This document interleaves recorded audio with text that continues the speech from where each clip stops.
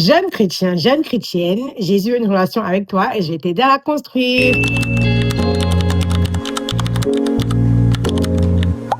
Coucou les gars, bienvenue dans Jésus, un jour, Jésus toujours, le podcast des jeunes chrétiens. J'espère que vous allez bien, moi ça va super. Je suis contente comme vous le voyez, je suis active et tout. Franchement ça va, Dieu fait grâce. Il y a vraiment longtemps, je pense que vous avez remarqué que j'ai arrêté de poster autant qu'avant. En fait, c'est parce que je suis en train de me reconstruire au niveau de la foi. En fait, il y a beaucoup de choses que je suis en train d'apprendre, de réapprendre parce que moi, ça va bientôt faire 5 ans que je suis en Christ.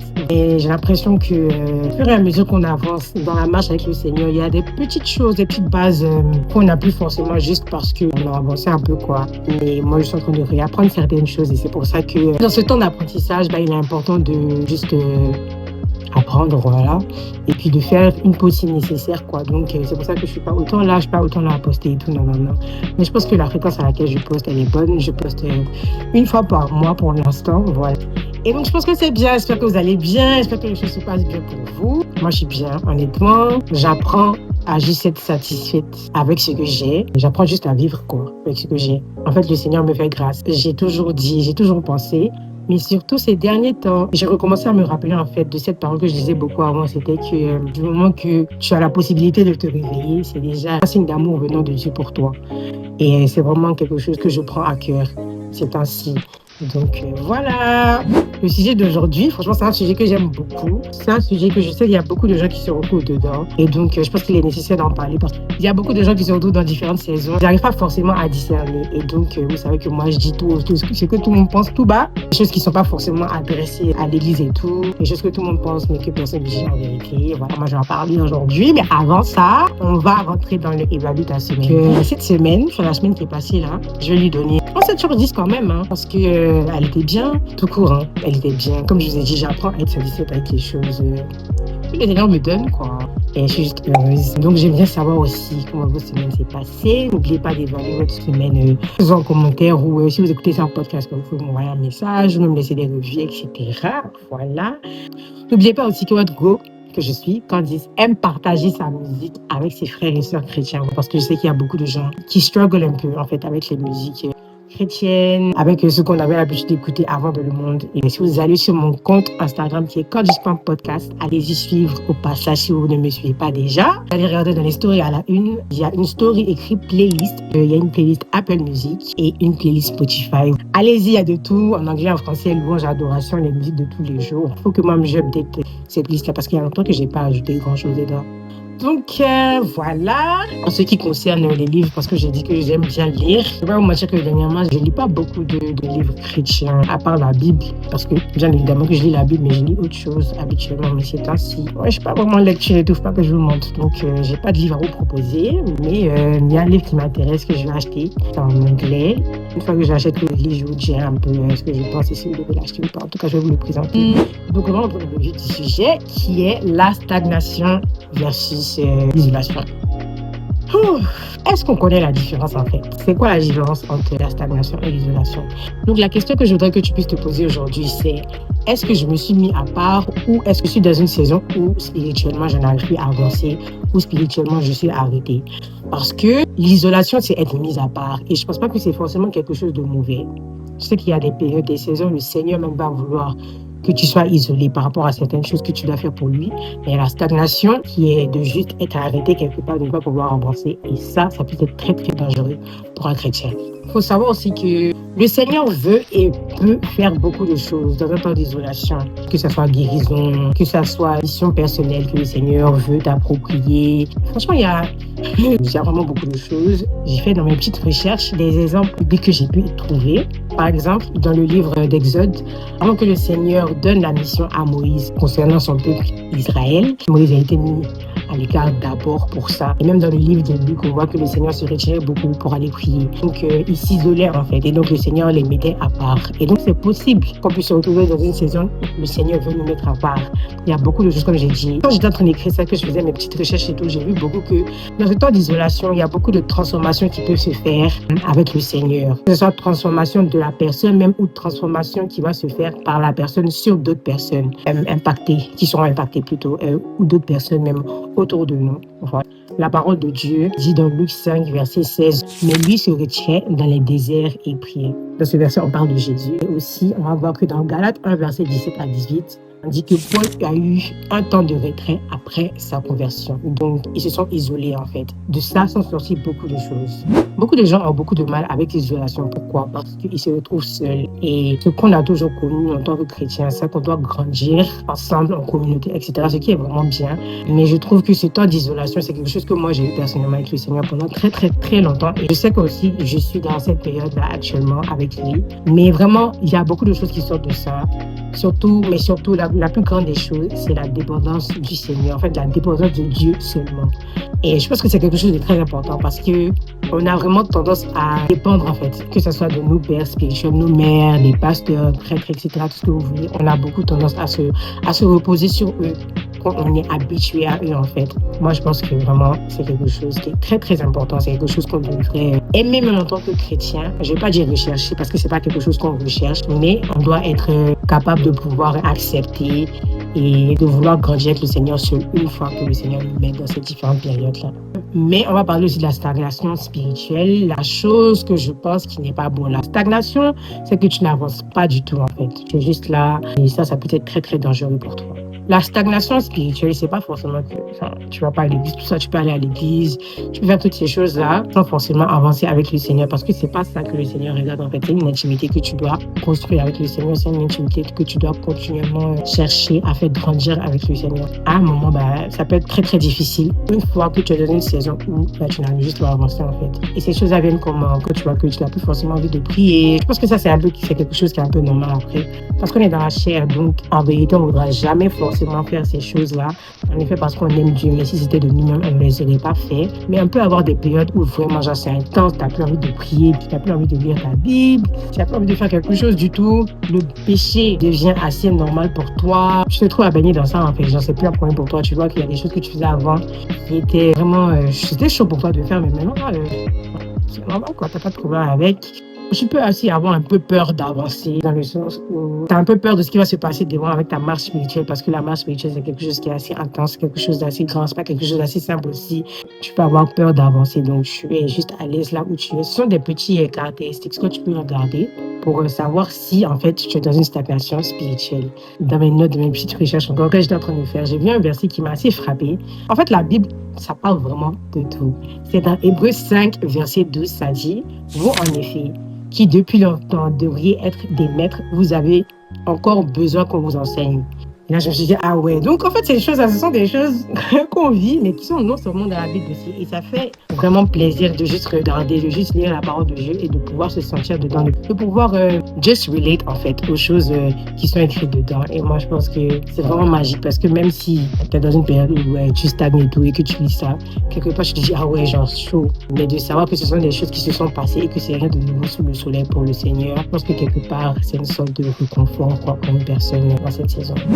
La stagnation, ce n'est pas juste être fatigué, c'est être immobilisé là où le Seigneur t'appelle à avancer. Donc ça peut vraiment être chaud juste pour une personne qui est en Christ, quoi. Donc, quand je faisais mes petites recherches et tout, et j'étais en train de réfléchir par rapport à ce sujet-là, je me demandais vraiment quelles sont les causes, quelles sont les choses qui peuvent faire qu'on peut se retrouver dans ces différentes situations-là. En regardant, j'ai vu que la comparaison, c'est vraiment quelque chose qui peut nous affaiblir, nous, en fait. Que ce soit pour quelqu'un qui est en Christ il y a longtemps, quelqu'un qui vient de venir en Christ. Si par exemple, quelqu'un qui vient d'arriver en Christ automatiquement a un ministère, non, pas forcément un ministère, parce que pour avoir un ministère, il faut des années de connaissance avec le Seigneur et tout, mais disons, par exemple, le mariage, voilà.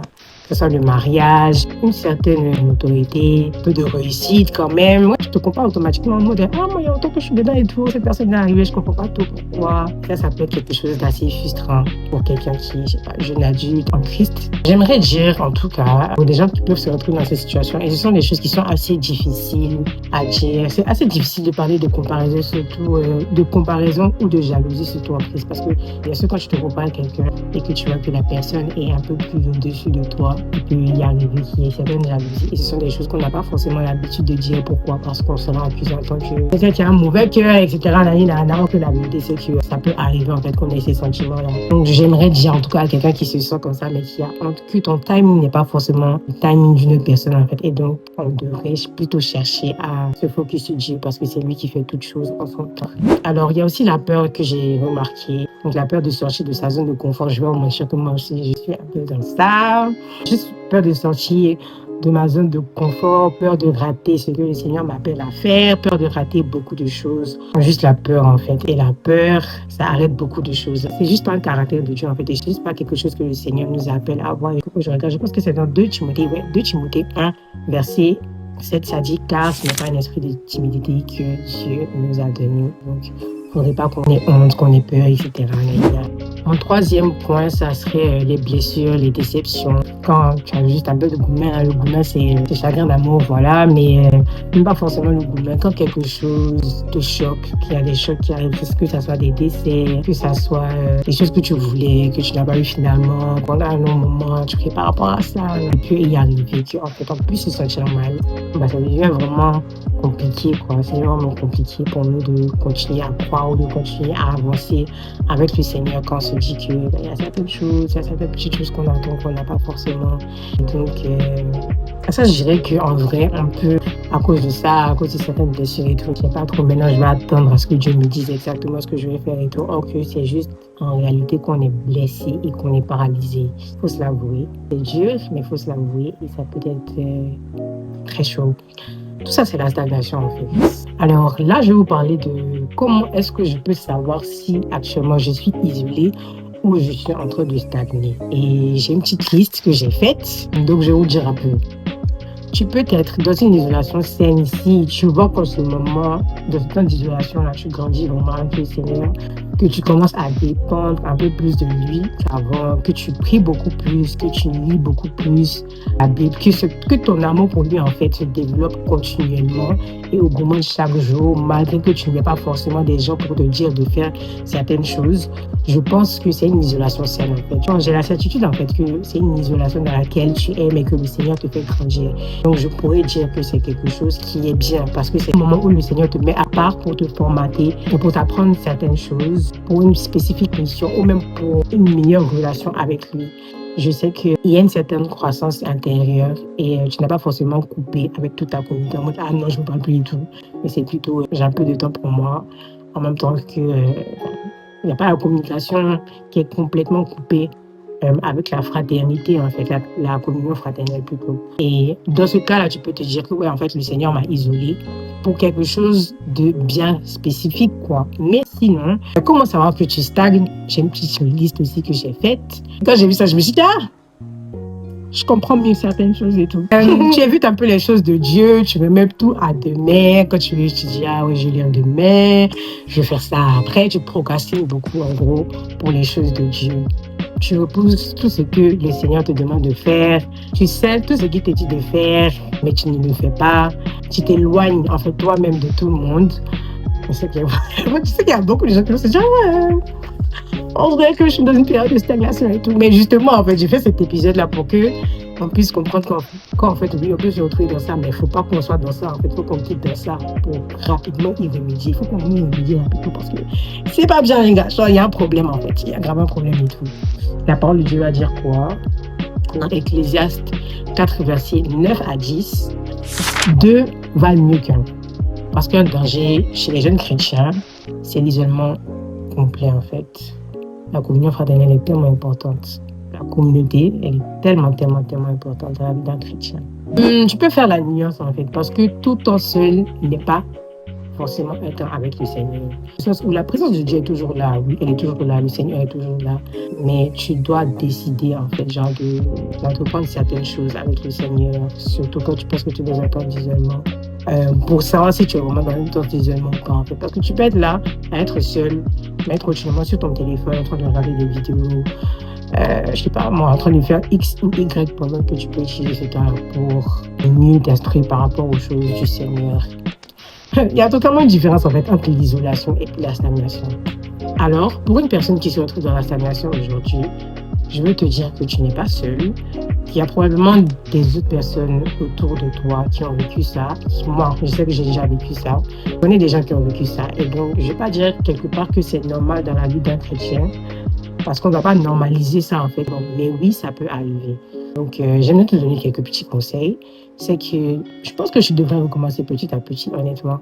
Que ce soit 5 ou 10 minutes de prière avec le Seigneur, où tu lui parles, quelque chose de vraiment important. Si tu n'arrives pas forcément à lire, comme tu disais avant, juste lire un verset par jour, c'est petit à petit en fait. Tu peux lire un verset par jour pendant une semaine, la semaine d'après, 2 versets par jour.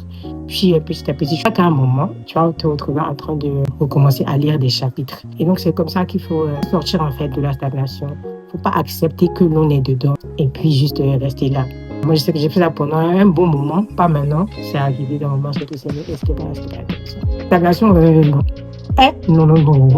Je pense qu'il faut trouver une communauté si on peut, parce que je pense que la communauté aide beaucoup dans la relation avec le Seigneur. C'est important d'avoir un frère ou une sœur qui peut nous aider en fait, qui peut voir qu'on est en train de rétrograder et juste nous pousser en fait à recommencer, à nous accompagner quand ça va pas en fait juste avec le Seigneur.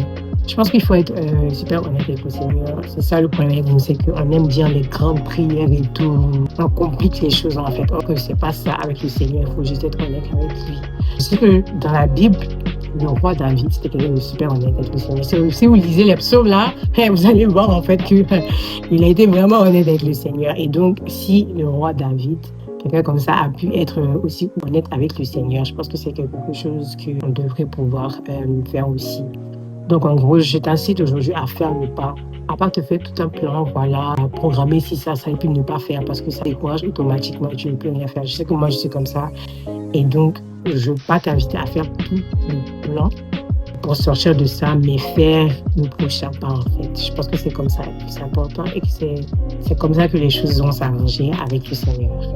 Alors, pour conclure, j'aimerais te dire que je ne pense pas que tu es perdu. Je pense juste que tu t'es arrêté. Et le Seigneur veut que tu commences à te bouger. Donc, si c'est le cas, commence à te bouger. Mais si tu es isolé parce que c'est ce que le Seigneur a voulu, continue à étudier. C'est dans cette situation que moi je suis actuellement. Je suis vraiment en train d'étudier. En fait, genre, quand j'ai étudié, c'est vraiment, j'ai étudié la science de Dieu, le caractère de Dieu, parce que j'ai beaucoup expérimenté les choses avec le Seigneur. Mais je veux connaître son caractère, en fait. Et c'est ce que je me retrouve à faire dernièrement. Je pense que c'est vraiment important d'avoir ça. Alors, j'espère que cette vidéo t'a plu aujourd'hui. J'espère qu'elle a pu te toucher, qu'elle t'a parlé. À la prochaine. Jésus t'aime et moi aussi. Bisous.